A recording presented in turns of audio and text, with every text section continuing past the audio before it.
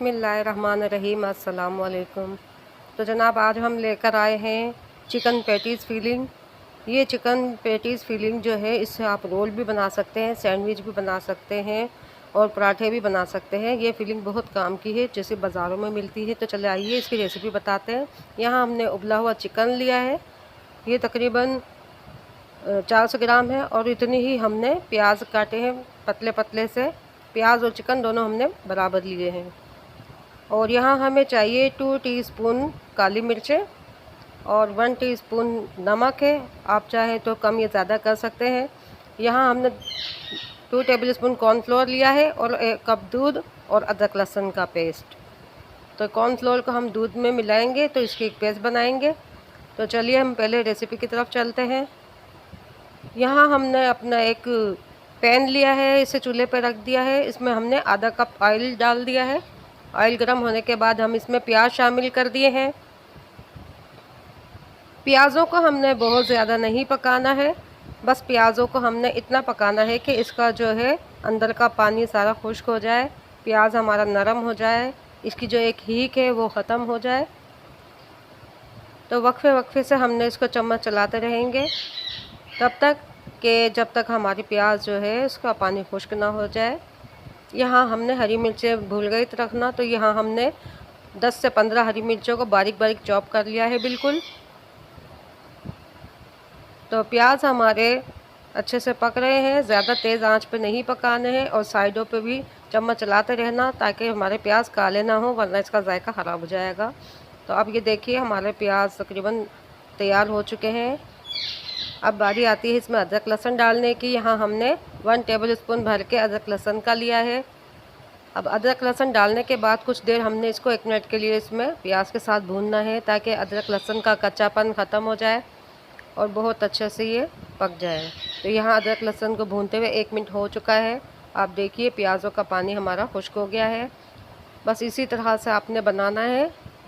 बिल्कुल original recipe है ये, बाज़ारों में मिलने वाले बिल्कुल इसी तरह से होते हैं। आप बनाएंगे तो आप भी देखेंगे। यहाँ हमने काली मिर्च नमक शामिल कर दिया है और साथ ही हरी मिर्चें भी शामिल कर दी हैं और इसको अब मज़ीद हमने 1 मिनट के लिए भूनना है अच्छा सा, ताकि हरी मिर्चें और काली मिर्च नमक ये सारे मसाले यकजान हो जाएं। यहाँ हमने इसको 1 मिनट तक पका लिया है। आप देख सकते हैं कि प्याज हमारे कितने थोड़े हो गए हैं। और प्लीज़ चैनल को हमारे लाइक और सब्सक्राइब ज़रूर कर दिया करें। यहाँ हमने 2 टेबलस्पून कॉर्नफ्लोर को दूध में शामिल कर दिया है और इसको हमने एक अच्छा सा पेस्ट बना लेंगे ताकि इसमें कोई लम्स ना रहे। हमारे प्याज हरी मिर्चें अच्छे से भुन गए हैं। यहाँ पे अब हमने दूध और कॉर्नफ्लोर वाला मिक्सचर को शामिल करना है और अब इसको इतनी देर पकाना है कि एक गाढ़ा सा थिक पेस्ट बनना शुरू हो जाए। ये थोड़ा गाढ़ा हो जाएगा। तकरीबन 1 मिनट पकाने के बाद हमारा कॉर्नफ्लोर इसमें पक गया है दूध के साथ और ये देखिए ये गाढ़ा सा होना शुरू हो गया है। तो बस अब हम यहाँ पे हम उबले हुए जो चिकन है, मैंने इसमें थोड़ा सा नमक डाल के उबाला था, इसलिए आप नमक थोड़ा एहतियात से डालिएगा, कम ज़्यादा हम कर सकते हैं खुद अपने हिसाब से। अब इस चिकन को हमने इन प्याज़ों के साथ इतने अच्छा सा मिक्स करना है कि बिल्कुल यकजान हो जाए, एक जैसा बिल्कुल। ये आप देखें सारा चिकन मैंने बहुत अच्छा सा इसमें मिक्स कर दिया है और इसको अब इतनी देर पकाना है कि ये हमारा इकट्ठा होना शुरू हो जाए। तो इसकी इतनी प्यारी खुशबू आ रही है, आप बनाएंगे तो आप खुद जान जाएंगे कि बिल्कुल वैसा ही टेस्ट है जैसा आपको बेकरियों पे मिलता है। सैंडविच मिलते हैं बेकरी से, ब्रेड के रोल मिलते हैं, आलू के रोल हैं, पैटीज़ हैं, समोसे हैं। आप इस फीलिंग को कैसे भी बना सकते हैं, किसी भी चीज़ में इसमें भर सकते हैं। बच्चों के लंच बॉक्स के अंदर बहुत काम आती है। इस तरह से आप बना के इसको फ्रीज़ कर सकते हैं।